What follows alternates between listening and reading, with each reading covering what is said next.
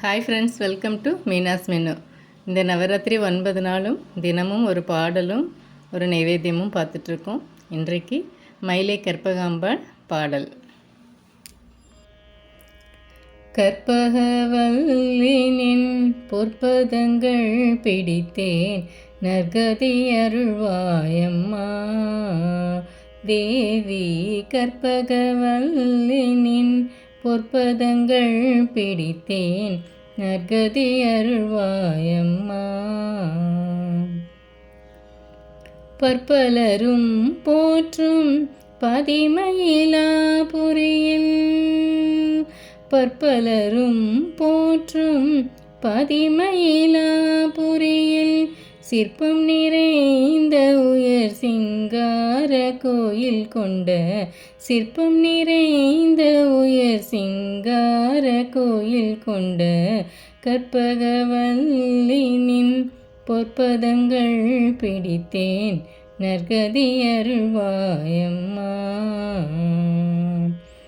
நீ இந்த வேளைதனில் சேயன் என்னை மறந்தால், நீ இந்த வேளைதனில் சேயன் என்னை மறந்தால், நான் இந்த நானிலத்தில் நாடுதல் யாரிடமோ. நீ இந்த வேளைதனில் சேயன் என்னை மறந்தால், நான் இந்த நானிலத்தில் நாடுதல் யாரிடமோ. ஏன் இந்த மௌனம் அம்மா ஏழை என கருள, ஏன் இந்த மௌனம் அம்மா ஏழை என கருள. ஆனந்த பைரவியே ஆதரித்தாளும் அம்மா, ஆனந்த பைரவியே ஆதரித்தாளும் அம்மா. கற்பகவல்லினின் பொற்பதங்கள் பிடித்தேன், நற்கதி அருள்வாயம்மா. எல்லோர்க்கும் இன்பங்கள் எழிலாய் இறங்கி என்றும், எல்லோர்க்கும் இன்பங்கள் எழிலாய் இறங்கி என்றும், நல்லாக்கி வைத்திடும் நாயகியே, நல்லாக்கி வைத்திடும் நாயகியே. நித்ய கல்யாணியே, கல்யாணியே கபாலி காதல் புரியும், கல்யாணியே கபாலி காதல் புரியும், அந்த உல்லாசியே உமா உனை நம்பினேனம்மா. உல்லாசியே உமா உனை நம்பினேனம்மா. கற்பகவல்லினின் பொற்பதங்கள் பிடித்தேன், நற்கதி அருள்வாயம்மா. நாகேஸ்வரி நீயே நம்பிடும் என்னை காப்பாய், நாகேஸ்வரி நீயே நம்பிடும் என்னை காப்பாய். வாகீஸ்வரி மாயே வாராய் இது தருணம், நாகேஸ்வரி நீயே நம்பிடும் என்னை காப்பாய். வாகீஸ்வரி மாயே வாராய் இது தருணம். பாகேஸ்ரீ தாயே, பாகேஸ்ரீ தாயே பார்வதியே, இந்த லோகேஸ்வரி நீயே உலகினில் துணையம்மா. லோகேஸ்வரி நீயே உலகினில் துணையம்மா. கற்பகவல்லினின் பொற்பதங்கள் பிடித்தேன், நற்கதி அருள்வாயம்மா. அஞ்சனமயிடும் அம்பிகே எம்பிரான், அஞ்சனமயிடும் அம்பிகே எம்பிரான், கொஞ்சி குலாவிடும் வஞ்சியே நின்னிடம், கொஞ்சி குலாவிடும் வஞ்சியே நின்னிடம். தஞ்சமென அடைந்தேன், தஞ்சமென அடைந்தேன் தாயே உன் சேய் நான். ரஞ்சனியே ரட்சிப்பாய் கெஞ்சுகிறேனம்மா, ரஞ்சனியே ரட்சிப்பாய் கெஞ்சுகிறேனம்மா கற்பகவல்லினின் பொற்பதங்கள் பிடித்தேன் நற்கதி அருள்வாயம்மா.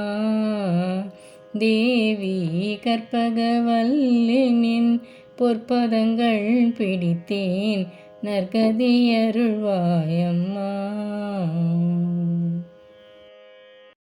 இன்றைக்கி நம்ம நவராத்திரியில் பிரசாதம் காராமணி, சிகப்பு காராமணி சுண்டல்.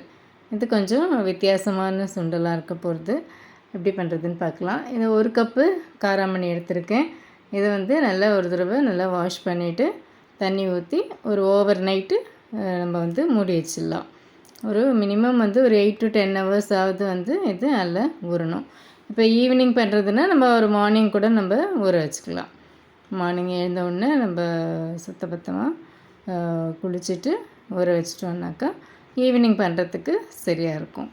இது நான் இன்றைக்கி ஸ்ப்ரவுட் பண்ண போகிறேன். அதனால் நைட்டே ஊற போட்டுட்டேன். இப்போ அதுலேயே இப்போ பாருங்கள் கொஞ்சம் கொஞ்சம் முளை வந்திருக்கு. பயிரெல்லாம் சீக்கிரமே நல்ல முளை வந்துடும். பச்சை பயிறு, இந்த மாதிரி காராமணி எல்லாமே சீக்கிரம் முளை வந்துடும். இது நல்லா ஒரு தடவை நல்லா வடிகட்டிட்டு ஒரு 2 hours இன்னும் கொஞ்சம் முளை வர்றதுக்கு இன்னும் கொஞ்சம் மூடி வச்சிருந்தேன். இப்போ நல்லாவே முளை வந்திருக்கு. இன்னும் கொஞ்சம் நேரம் ஒரு 2 hours நல்லா மூடி நல்லா அந்த துணியிலே ரேப் பண்ணி மூடி வச்சுட்டோம்னாக்கா இன்னும் ஒரு 1 or 2 hours நல்ல முளை வந்துடும் நமக்கு. அதுக்கப்புறம் நம்ம எப்படி பண்ணுறதுன்னு பார்க்கலாம். இது மாதிரி துணி போட்டு நல்லா கவர் பண்ணியும் வைக்கலாம். இல்லைன்னா ஹாட் பேக்கில் வச்சுட்டாலும் நல்லா வடிகட்டிட்டு ஹாட் பேக்கில் வச்சாலும் நம்மளுக்கு சீக்கிரம் முளைச்சி வந்துடும். ஒரு 2 hours ஆகிடுச்சு. இப்போ எவ்வளோ நல்ல முளை வந்திருக்கு பாருங்கள். நல்ல நீட்டமாக நல்ல முளை வந்துருச்சு. எப்பயுமே இந்த மாதிரி பச்சை பயிரெல்லாம் ஸ்ப்ரவுட் பண்ணி நம்ம சாப்பிட்றது இன்னுமே நியூட்ரிஷியஸாக இருக்கும். இன்னும் கொஞ்சம் ஹெல்த்துக்கு ரொம்ப நல்லது. அதுவே ஒரு அந்த முளை வந்ததே கொஞ்சம் ஒரு மைல்டு ஸ்வீட்னஸ் கொடுக்கும் அந்த சுண்டலுக்கு. ரொம்ப நல்லாயிருக்கும். இப்போ குக்கரில் போட்டு ஒரு கொஞ்சம் சால்ட்டு போட்டு மூடி ப்ரெஷர் வச்சிடலாம். நல்லா மிக்ஸ் பண்ணிவிட்டு சால்ட்டு போட்டு மிக்ஸ் பண்ணிவிட்டு நல்லா ஒரு 2 விசில் போரும். திட்டமாக இருக்கும். 2 இல்லை 3 விசில். நல்லா வேகணுன்னா நல்லா ஒரு 3-4 விசில் வச்சுருங்க. இல்லைன்னா ஒரு 2 விசிலே நல்லா கரெக்டாக இருக்கும். ஏன்னா நல்லா ஊறினது நல்லா வெந்துருச்சு. இப்போது அந்த தண்ணியை வடிகட்டிடுறேன். இந்த தண்ணியை நம்ம அப்படியே வச்சுக்கலாம். இதை வேஸ்ட் பண்ண வேண்டாம். இது நம்ம ரசம் பண்ணும்போது கூட நம்ம இந்த தண்ணியை விட்டு ரசம் பண்ணிக்கலாம். நல்லா டேஸ்ட்டாக இருக்கும். இப்போ அடுத்தது நான் தேவையான பொருள் என்னென்னா காராமணி வேக வச்சு வச்சுருக்கோம். அப்புறம் கொஞ்சம் எண்ணெய், கடுகு, உளுத்தம்பருப்பு, கடலைப்பருப்பு தாளிக்கிறதுக்கு. இது கொஞ்சம் சாட் மசாலா, கொஞ்சம் கரம் மசாலா எடுத்திருக்கேன். கருவேப்பிலை, 2 வரமிளகாய், பெருங்காயம், அவ்வளோதான். அதுக்கப்புறம் இன்னொன்று, எப்பயுமே நம்ம யூஸ்வலாக வெறும் காஞ்ச மிளகாய் போட்டு தாளித்து தேங்காய் துருவி போட்டுருவோம். அந்த மாதிரி இல்லாமல் இதில் கொஞ்சம் தேங்காய், பச்சை மிளகாய், கருவேப்பிலை, கொத்தமல்லி, இஞ்சி எல்லாத்தையும் போட்டு நம்ம ஒரு மிக்சியில் ஒரு கூட்டுக்கெல்லாம் நம்ம அரைச்சி போடுவோம் இல்லையா, அந்த மாதிரி ஒரு சுற்றி பல்ஸ் ஒரு ஒரு ஒரு செகண்டு பண்ணால் போதும். ரொம்ப நம்ம நைஸாக அரைக்க வேண்டாம். கொஞ்சம் கூட்டுக்கெல்லாம் போடுற மாதிரி இதை அரைச்சிக்கலாம். ஏன்னா இந்த கருவேப்பிலை, கொத்தமல்லியெல்லாம் எடுத்து போட்டுருவாங்க. அதனால் இது இன்னும் கொஞ்சம் அதனோட டேஸ்ட்டும் நல்லாயிருக்கும். இதோட கூட கொஞ்சம் புதினா இருந்தால் புதினாவும் போட்டுக்கலாம். எனக்கு இன்றைக்கி புதினா கிடைக்கல. அதனால் நான் வெறும் கருவேப்பிலையும் கொத்தமல்லி மட்டும் போட்டிருக்கேன். புதினா போட்டால் இன்னும் ஃப்ளேவர் நல்லாயிருக்கும். இப்போது ஒரு பேனில் எண்ணெய் வச்சுருக்கேன். எண்ணெய் நல்லா காஞ்சிடுச்சு. இப்போது அந்த கடுகு, உளுத்தம்பருப்பு, கடலைப்பருப்பு போட்டுடலாம். போட்டு கொஞ்சம் நல்லா ஃப்ரை ஆன அப்புறம் கருவேப்பிலை, காஞ்ச மிளகாய் அதையும் போட்டுட்டு நல்லா ஃப்ரை ஆகட்டும். அதுக்கப்புறம் நம்ம எடுத்து வச்சுருக்கிறேன் கொஞ்சம் பெருங்காயப்பொடியும் போட்டுடலாம். இது சுவாமிக்கு படைக்க போகிறோன்றதுனால பூண்டு அந்த மாதிரி வெங்காயம், பூண்டு அதெல்லாம் சேர்க்குறது இல்லை. ஆனால் உங்களுக்கு சுவாமிக்கு கொஞ்சம் நைவேத்தியம் எடுத்து வச்சுட்டு வேணும்னா நீங்கள் கொஞ்சம் வெங்காயம் எல்லாம் வதக்கி ஆட் பண்ணிக்கலாம். யூஸ்வலாக இதுவே ரொம்ப டேஸ்ட்டாக இருக்கும். இப்போ வேக வச்சு ஸ்ப்ரவுட் பண்ணி வேக வச்சு நம்ம ஸ்ப்ரவுட்டட் காராமணியை இதில் போட்டு நல்லா கொஞ்சம் ஒரு வதக்கிக்கலாம். அதுக்கப்புறம் கொஞ்சம் கரம் மசாலா எடுத்து வச்சுக்கிற கரம் மசாலா, அப்புறம் சாட் மசாலா. இந்த சாட் மசாலா போடுறதுனாலலாம் இன்னும் நல்லா கொஞ்சம் டேஸ்ட் நல்லாயிருக்கும். குழந்தைங்க மெயினாக குழந்தைங்க வெறும்னே சுண்டல் தாளித்து கொடுத்தா இப்படி எனக்கு பிடிக்காது, எனக்கு வேண்டாம் அப்படின்னு சொல்லும். இந்த மாதிரி சாட் மசாலா, கரம் மசாலாலாம் போட்டு இந்த மாதிரி கொஞ்சம் தேங்காய், பச்சை மிளகாய், கருவேப்பிலை, புதினா இதெல்லாம் போட்டு கொடுக்கும்போது ரொம்ப டேஸ்ட்டாக இருக்கும். நீங்கள் ட்ரை பண்ணி பாருங்கள். எல்லாத்தையும் நல்லா ஒரு தடவை மிக்ஸ் பண்ணிடலாம். மிக்ஸ் பண்ணி கொஞ்சம் நேரம் அடுப்பில் இருக்கட்டும். அந்த கொஞ்சம் இந்த பச்சை மிளகாவோட அந்த பச்சை வாசனை போகிறதுக்கு. அவ்வளோதான், நம்மளோட கம கம வாசனையோட காராமணி சுண்டல் ரெடி ஆகிடுச்சு. நீங்களும் இது மாதிரி ட்ரை பண்ணி பாருங்கள். இது கொஞ்சம் வித்தியாசமாக இருக்கும். குழந்தைங்க நல்லா விரும்பி சாப்பிடுவாங்க. வேணும்னா நீங்கள் வந்து கொஞ்சம் லெமன் கூட கொஞ்சம் ஸ்க்வீஸ் பண்ணிக்கலாம். பன்னீர், சீஸு அந்த மாதிரி இருந்தால் அதெல்லாமும் கொஞ்சம் நீங்கள் துருவி போட்டிங்கன்னா இன்னும் கொஞ்சம் குழந்தைங்களுக்கு நியூட்ரிஷியஸாகவும் இருக்கும், நல்லா சாப்பிடுவாங்க. கொஞ்சம் டிஃப்ரெண்ட்டாக இருக்கும். நீங்கள் ட்ரை பண்ணி பாருங்கள். தேங்க்யூ ஃபார் வாட்சிங்.